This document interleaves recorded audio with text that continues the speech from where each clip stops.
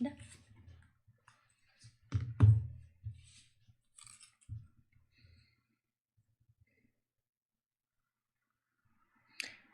Добрый день, уважаемые коллеги. Мы продолжаем серию вебинаров и семинаров по рассмотрению функциональной грамотности обучающихся.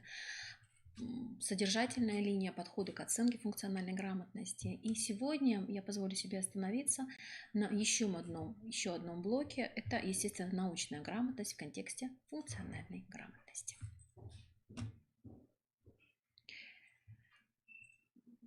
Характер заданий. Вообще в целом начнем с того, что функциональная грамотность, все мы с вами уже знакомы, просто чтобы жить в одном информационном и контекстном поле. Напомню нам с вами, что функциональная грамотность – это способность обучающегося, в принципе, любого человека, использовать все полученные знания, умения, навыки и приобретенные компетенции для более успешного решения максимально широкого круга жизненных задач. Определений много, этот слайд мы с вами видим часто, поэтому я на нем останавливаться не буду. Я лишь напомню, что это фактически способность наших детей применять весь багаж знаний для жизни. Я также напомню, что мониторинг функциональной грамотности направлен ни в коем случае не на контроль и не на проверку. Это скорее поддержка и обеспечение формирования функциональной грамотности. То есть цель в данном случае перед нами с вами ставится, это выявление дефицитов наших обучающихся. Реализация проекта. Вы помните, что в 2020 году, в 2019 году пришла апробация 21 регион Российской Федерации, и есть определенные, если мы посмотрим на эту табличку, то мы увидим, что Республика Коми, проведение мониторинга функциональной грамотности в Республике Коми запланировано на 2020 год. Мы говорили про сроки апрель. В связи со всеми событиями, происходящими в мире, сроки будут перенесены. Скорее всего, мы можем предполагать, да, но тем не менее, если вы слышали, то вчера Сергей Сергеевич Кравцов, министр просвещения Российской Федерации, сказал о том, что всероссийские проверочные работы, как минимум, да, будут проведены только в другие сроки. Сроки будут более индивидуализированы под каждую образовательную организацию. Тем не менее, эти мониторинговые исследования будут проведены, что оставляет нам надежду, наверное, да, или опасения. Тут выбирайте, как уже вам душа лежит. Соответственно, о проведении мониторинга функциональной грамотности также в 2020 году. Мы не говорим там апрель, май, июнь, но тем не менее. Поэтому в любом случае рассматривать задания надо, проходить, изучать с детками тоже надо. И поэтому, собственно. Итак, из 6 блоков, направлений формирования функциональной грамотности, которые разрабатываются в рамках проекта, сегодня мы проговорим про, естественно, научную грамотность и, соответственно, приступим. Характер заданий для оценивания, естественно, научной грамотности российских учащихся в рамках национального мониторинга основывается на материалах международного исследования ПИЗа. Эти материалы включают в себя, собственно, концепцию, естественно, научной грамотности и модель заданий по ее оцениванию и образцы таких заданий. Согласно определению, использованному в ПИЗа, естественно, научная грамотность – это способность человека занимать активную гражданскую позицию по общественно значимым вопросам, связанным с естественными науками, и его готовность интересоваться естественно-научными делами и идеями. Естественно, научно грамотный человек стремится участвовать, как вы видите, да, и требует участвовать в аргументированном обсуждении проблем, относящихся к естественным наукам и технологиям, и что это, соответственно, требует от него определенных компетенций, которые представлены на слайде. И исходя из приведенного выше определения, вытекают требования к заданиям по оцениванию естественно-научной грамотности. Во-первых, они должны быть направлены на проверку перечисленных компетентностей и при этом основываться на реальных жизненных ситуациях. Именно такие задания, объединенные в тематические блоки, составляют измерительный инструментарий международных исследований ПИЗа. Типичный блок заданий включает в себя описание реальной ситуации, представленной, как правило, в проблемном ключе, и ряд вопросов и заданий, связанных с этой ситуацией. В данном случае каждое из заданий классифицируется по следующим параметрам. Первое – это компетентность, на оценивание которой направлено задание. Второе – тип естественно-научного знания, затрагиваемый в задании. Третье – это контекст данного задания. И, конечно же, познавательный уровень или степень затруднений, трудности задания.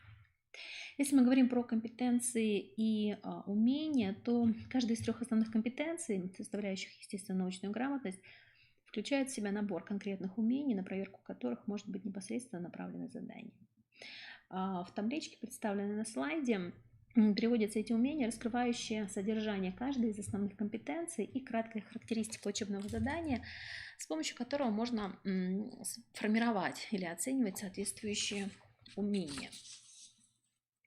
Данную таблицу можно рассматривать в качестве кодификатора, который используется для разработки и оценки выполнения заданий по естественно-научной грамотности. При этом мы говорим о том, что существует два типа научного знания. Каждая из компетентностей, оцениваемых в задании, может демонстрироваться на материале научного знания следующих типов. Первый – это содержательный, и второй – это процедурное знание. В данном случае мы говорим о том, что знание научного содержания либо знание разнообразных методов. Содержательные области можно формально соотнести с предметными знаниями. Так, физические системы, живые системы. Это физические системы, это преимущественно, например, материал физики, химии. Живые системы – это биология, наука о Земле и Вселенной, география, геология, астрономия и так далее. И что касается процедурного знания, то оно в равной мере относится ко всем естественно-научным предметам, что в первую очередь и позволяет объединять их в одну группу и говорить именно о естественно-научной, а не о какой-либо узкопредметной грамотности. В нашей практике комплекс знаний, умений, компетенций, относящихся к типу процедурного знания, принято объединять под рубрикой методы научного познания. В данном случае контекстом можно назвать тематическую область, к которой относится описанная в задании проблемная ситуация. Например, в ПИЗа есть ситуации, группируются по следующим контекстам, по следующим 5 контекстам, которые представлены на слайде. При этом каждая из ситуаций может рассматриваться на одном из 3 уровней. Это личностный, то есть связанный с самим учащимся, семьей и близким кругом, местным, национальным, то есть понятно, что связано с проблемами данной местности или страны, и глобальной, когда рассматриваются явления, происходящие в различных уголках мира. Посмотрим, например, как выглядит на разных уровнях ситуация, относящаяся к контексту связь науки и технологии. В данном случае на личностном уровне, например, физическая система. На личностном уровне она может быть связана с работой бытовых электрических приборов, на местном, национальном с работой ветряного электрогенератора, используемого для обеспечения энергии небольшого поселения. Ну и на глобальном уровне это с использованием в целом возобновляемых и невозобновляемых источников энергии. В данном случае контекст – очень важное условие того, чтобы данное учебное задание можно было считать заданием на естественно-научную грамотность. Ведь именно она, как и другие виды функциональной грамотности, как раз и предполагает способность применить знания в реальной ситуации, а не рафинированных абстрактных условиях. На последнее рассчитаны задания, задачи другого типа. Именно наличие контекста, в который помещена проблемная ситуация, дает ответ на вопрос, зачем может понадобиться то или иное естественно-научное знание. Ну и фактически мы говорим о том, что выделяется три уровня три познавательных уровня. Это низкий, то есть одношаговая процедура может только выполняться там на графике, в таблице, там, найти какую-нибудь точку. Средний, когда обучающийся может использовать и применять понятийные знания для описания или объяснения явлений, выбирать соответствующие процедуры, предполагающие там 2 шага и более. И высокий, когда мы говорим о том, что обучающийся умеет анализировать сложную информацию или данные, обобщать или оценивать доказательства, основывать, формулировать выводы, учитывая разные источники информации, разрабатывать план или последовательность шагов, ведущих к решению проблемы. В данном случае, собственно говоря, мы посмотрим на табличку, то можем сказать о том, каким образом распределены задания по формату заданий и каким образом они соотносятся с международными исследованиями ПИЗа.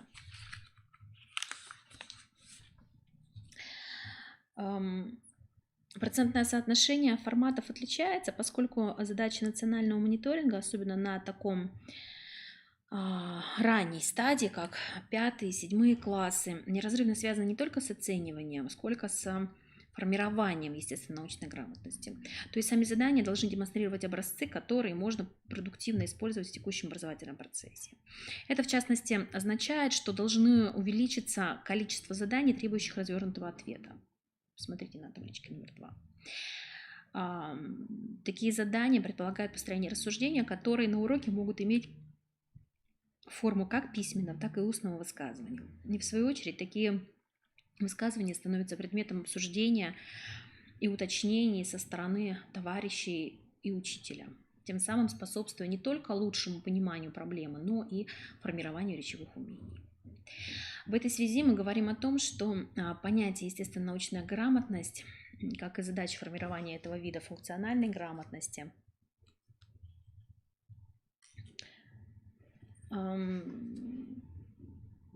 абсолютно согласуются с требованиями к образовательным результатам, определенных во ВГОС основного общего образования. И чтобы убедиться в этом, достаточно сравнить набор основных компетенций, определяющих естественно-научную грамотность, с требованиями ВГОС основного общего к ряду метапредметных и предметных образовательных результатов, что представлено на табличке номер 3.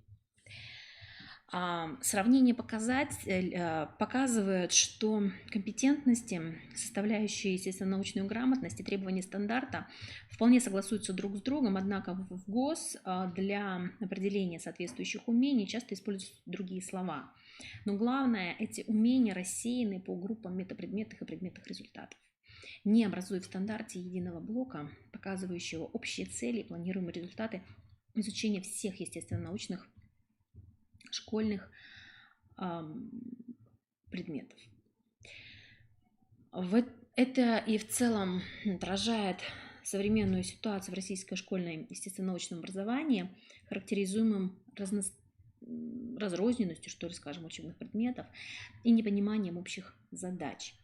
В этом, по-видимому, стоит одна из причин отсутствия прогресса российских учащихся в ПИЗа по направлению естественно-научной грамотности. И в этой связи, рассмотрев теоретические основы, предлагаю непосредственно перейти к рассмотрению заданий, каким образом, собственно, они формируются, и уже перейти к особенностям использования моделей, исследований ПИЗа в заданиях У нас представлено задание для обучающихся 5 и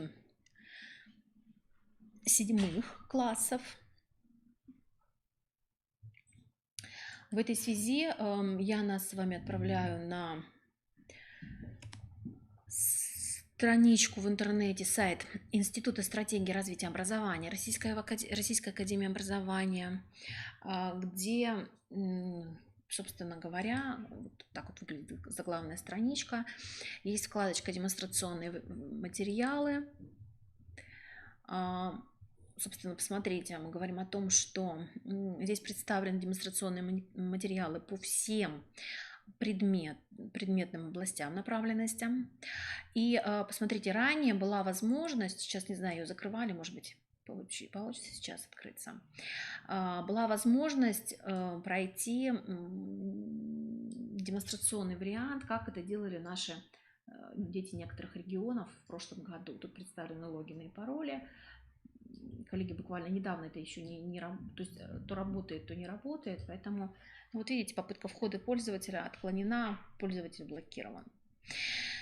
То есть закрыли они эту возможность.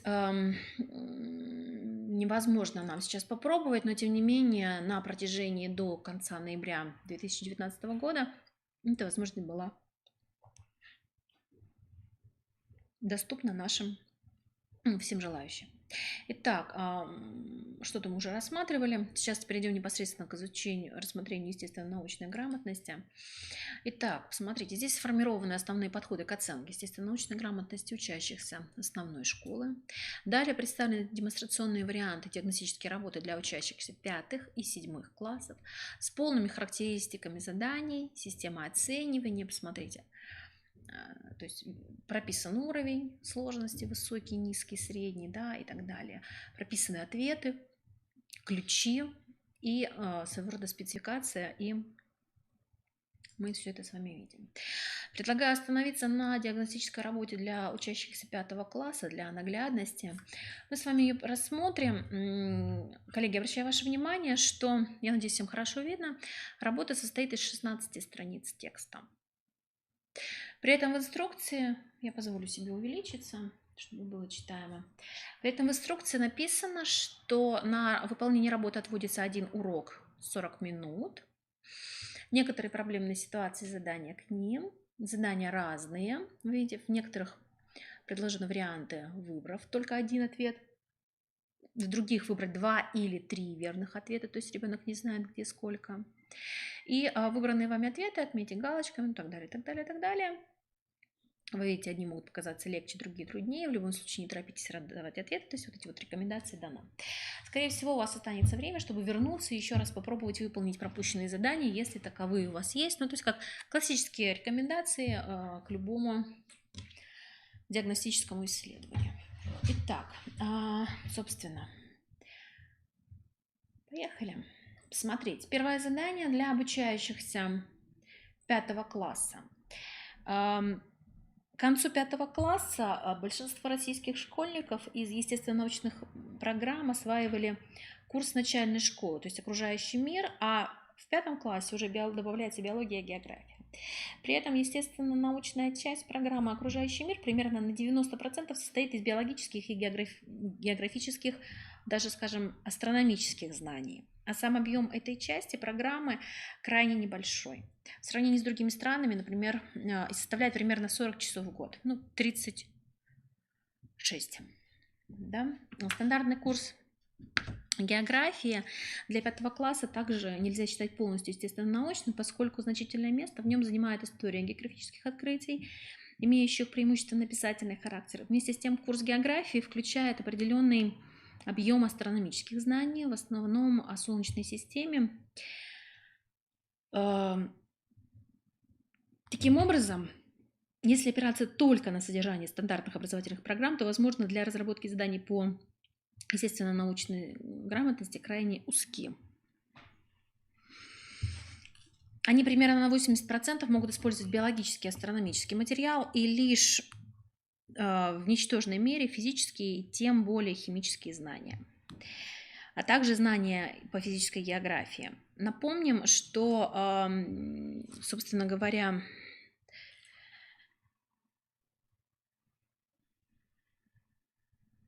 в данном случае основной упор заданий делается на физические системы, это 33%, и живые системы, это 41%.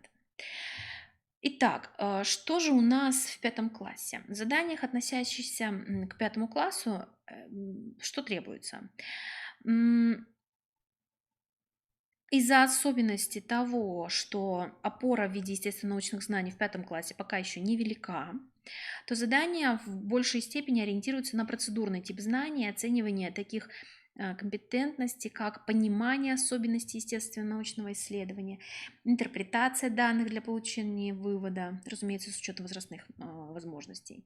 И в заданиях, относящихся к процедурному типу знаний, пятиклассникам, например, предлагается объяснить, зачем нужно многократное повторение эксперимента со спуском ватрушки со снежной горки, там, продолжить, что можно узнать с помощью такого метода, как кольцевание птиц и так далее. Ну или там выбрать из 4 предлагаемых вариантов оптимальный способ сравнения 2 магнитов, сделанных из разных материалов. То есть, например, как раз тот материал, который представлен здесь. Если мы говорим про перечень контекстов, представленных в заданиях для 5 класса, то мы констатируем, что в них учитываются возрастные особенности, интересы, жизненный опыт обучающихся. Здесь активные контексты, к которым относится описываемая в задании ситуация. Они могут в меньшей степени отражать прагматический какой-то смысл естественно-научного знания, зато больше учитывать его мировоззренческие познавательные знания. Таким образом, для 5 класса целесообразно вести контекст, который можно условно называть научной любознательностью. Вместе с тем, такая проблематика, как здоровье, окружающая среда, опасности и риски, наука и технологии, сохраняет свое значение и для данного возраста. Как уже говорилось, контекст задания может дифференцироваться по 3 уровням: личному, местному, глобальному. И мы говорим о том, что все 3 уровня присутствуют в заданиях для 5 класса. Итак, смотрите, та самая контекстная задача, причем попробуем посмотреть на всех 3 уровнях. Задание, прочитайте текст и выполните задание 1-4. То есть смотрим, вот у нас, позвольте немножечко уменьшить. Посмотрите. Задается ситуация, то есть контекст. Учитель сказал на уроке, что наша планета Земля – это огромный магнит, поэтому мы и не можем пользоваться компасом, стрелка которого – это тоже магнит. Саша нашел дома обычный ручной компас, а не из мобильного телефона, и увидел, что один конец его стрелки синий, а другой красный. Причем синий конец показывал на север земного шара, а красный на юг. Саша помнил, что у всех магнитов есть 2 магнитных полюса – северный и южный. И обычно северный полюс, его обозначают буквой N, красят синим цветом, а южный – буквой S. Значит, и у стрелки компаса синий конец – это северный магнитный полюс, а красный конец – это южный магнитный полюс. Еще Саша знал, что если приблизить 2 магнита друг к другу разными магнитными полюсами, то они будут притягиваться, а если одинаковыми полюсами, то они будут отталкиваться друг от друга.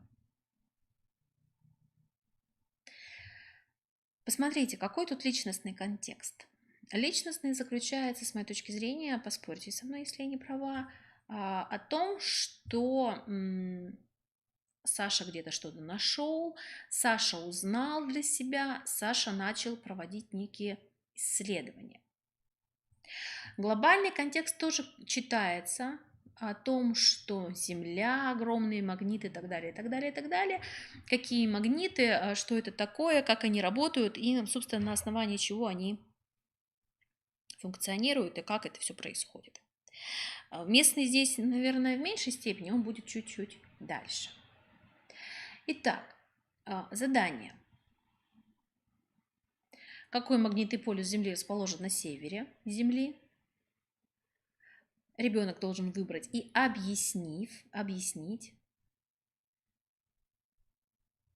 Далее смотрите, продолжается задание.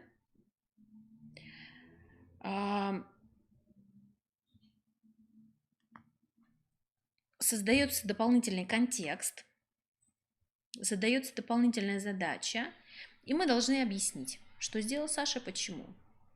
Продолжается контекст, то есть контекст разорванный. 3 задание. Снова некий контекст и, соответственно, следующее задание и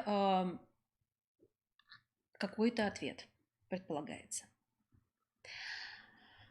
В Вторая группа заданий – это задания, уже связанные с водой. Далее создается, вы видите, что очень много изображений, фотографий, картинок.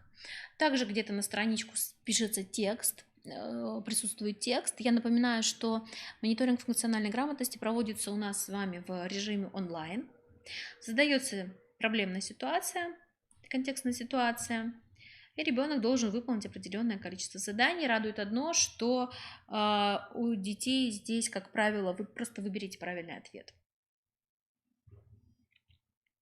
Далее смотрите, задание 7, третье по этому блоку, также связано с аквариумом. Тут уже нужно выстроить какую-то логическую цепочку и объяснить, почему вы все это сами сделали.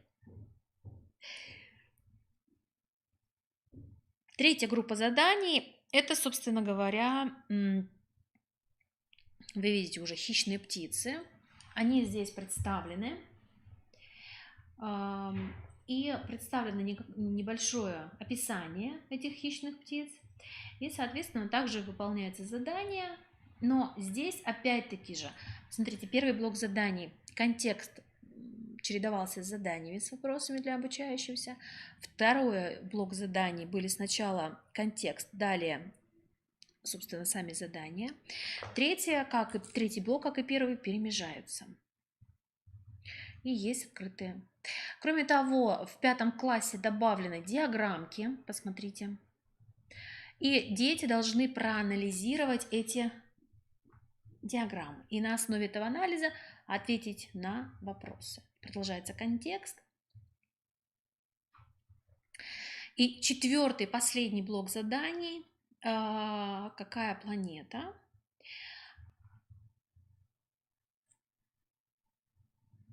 На знание детей Солнечной системы. Строение Солнечной системы. Ближе к Солнцу, чем Земля, по размерам одна лишь немного меньше, чем наша планета, и ребенок должен выбрать одну из планет.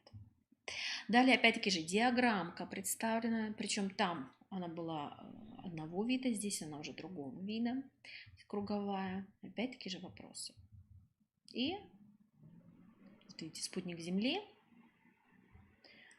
и вопрос. Таким образом, собственно говоря, наши детки за 16 заданий должны выполнить за 40 минут. Справятся они с этим, не справятся, вы там, собственно, посмотрите. Я надеюсь, что вы в любом случае в рамках подготовки к проведению мониторинга с обучающимися хотя бы или с родителями, особенно хотелось бы, чтобы с родителями, в том числе через классные часы и через родительские собрания провели эту тему для того, чтобы и родители, и дети знали, что это такое, зачем и, собственно, что нужно для того, чтобы хорошо пройти этот мониторинг. И мы в заключение уже есть, собственно говоря, эффективные педагогические практики. Это универсальные способы, которые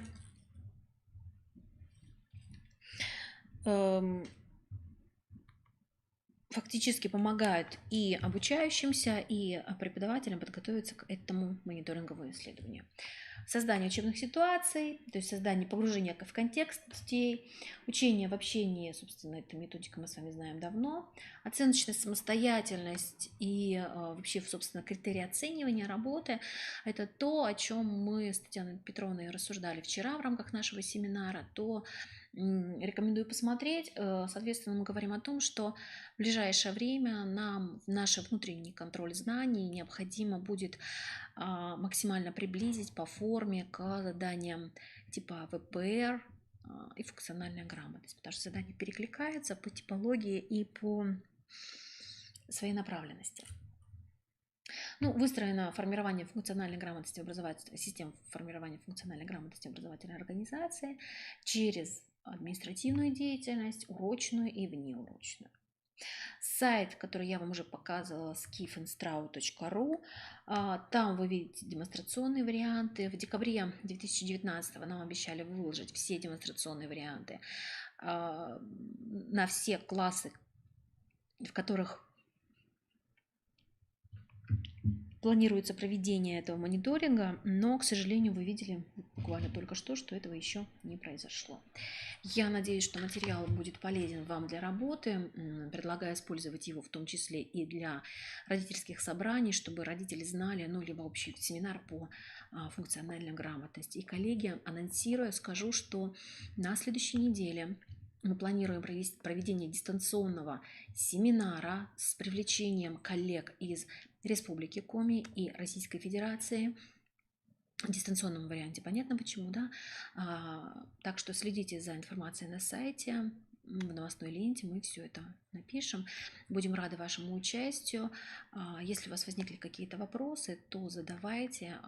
Телефон работает 28 60 11, внутренний 320. Находимся мы Орджоникидзе 23, город Сыктывкар. Кабинеты, в которых располагается Центр развития общего образования, социализация и воспитания личности, мой 324, 22, 20, соответственно, 34.